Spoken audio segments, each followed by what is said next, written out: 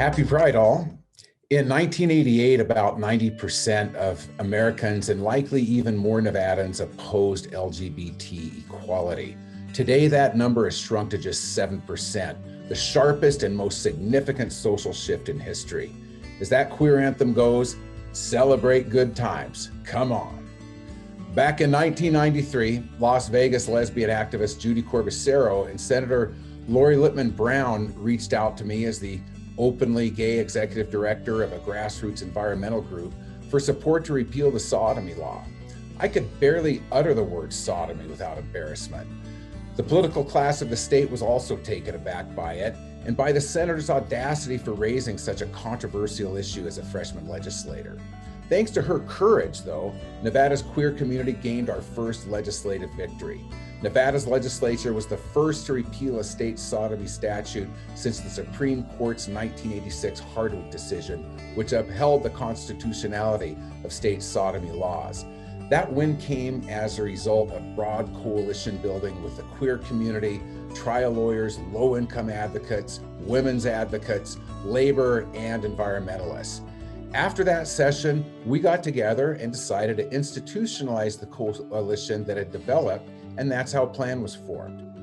But in 1994, the bigots struck back with violence and political vengeance. Senator Brown's courage in standing up for the queer community cost her her re-election, in which her opponents also attacked her for being Jewish. We need Lori's kind of courage today in the legislature, people who will risk their political futures for our communities. That same year, Lon Mabon brought a pernicious anti-gay initiative from Oregon to Nevada. It garnered TV, radio, and print coverage all over the state, which in turn created an overall climate of anti-gay bigotry. That led to an unprecedented rash of anti-gay hate crimes, including 2 hate-motivated murders in Reno and 1 in Las Vegas. On August 30th, Reno newspaper headlines blared, "Reno police warn gay men to be cautious after another apparent hate crime slaying." There were 3 anti-gay murders in 3 months that year. Governor Bob Miller and Las Vegas Mayor Jan Jones rallied against that initiative and against anti-gay hatred. Radio personality Eddie Anderson invited them to Reno to speak out, and they became the first governor and the first mayor to campaign at a queer venue, Bad Dolly's, a lesbian leather Western bar in Reno, which a lot of us still miss, for a rally to fight the initiative. Because Nevada rallied to beat back the hate, Mabon was sent packing back to Oregon. Mabon's fanning the flames of anti-gay hatred sparked an upswing of resistance, including the creation of the first Reno Pride Committee and the PLAN-sponsored Community Coalition Against Hate-Motivated Violence. Another huge milestone in 1994 was the election of our friend David Parks as the first openly gay person ever elected to the legislature in Nevada. And today we honor David and all other LGBTQ electeds in Pride Month who have stepped up to lead. When the AIDS crisis hit Nevada, it laid bare the racial and class health disparities, similar to what the COVID crisis has done now, where Black, brown, and the poor get sick and die sooner than those who look like me, who were born into race and class privilege. Militant queer organizations like ACT UP demanded action from the federal government and used die-ins and other direct action tactics that shook and reshaped the entire healthcare system. The Ryan White Act, among other things, provided matching funds to states to purchase life-saving drugs. But Nevada was too cheap to apply. Many Nevadans could not afford their medications and were risking and losing their lives. So in 1997, Assemblywoman Jan Evans invited PLAN and other organizations to sponsor Legislative AIDS Awareness Day. And it drew the attention of the plight of low-income people with AIDS and the need for the state to step up. People with AIDS and their families sat on the floor of their legislatures, with their legislators, and they made sure funding was secured to save their lives. In 1999, another big milestone was that Nevada became the 13th state to pass employment non-discrimination. Unfortunately, the bill did not include transgender Nevadans, who would not be added to statute until 2011. The extreme right stuck back in the year 2000 with an anti-gay marriage amendment to the state constitution.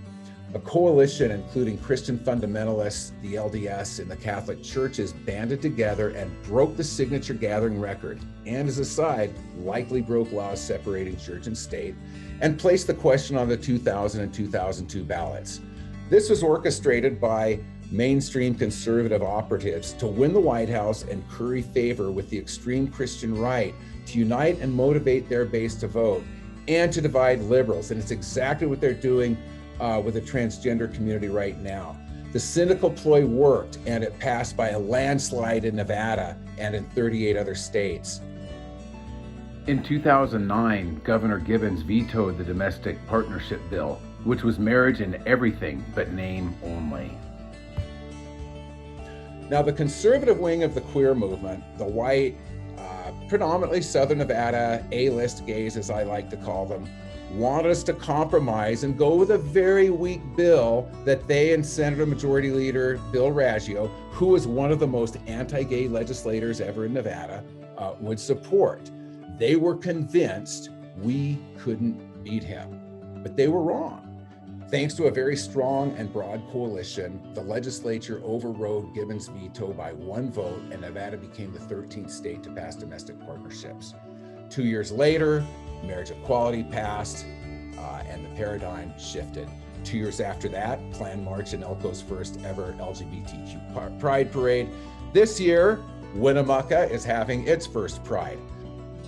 We should be proud that in Nevada, 10 years ago, 3 transgender justice bills passed, and they banned discrimination in housing, jobs, and public accommodations, which Governor Sandoval signed all 3.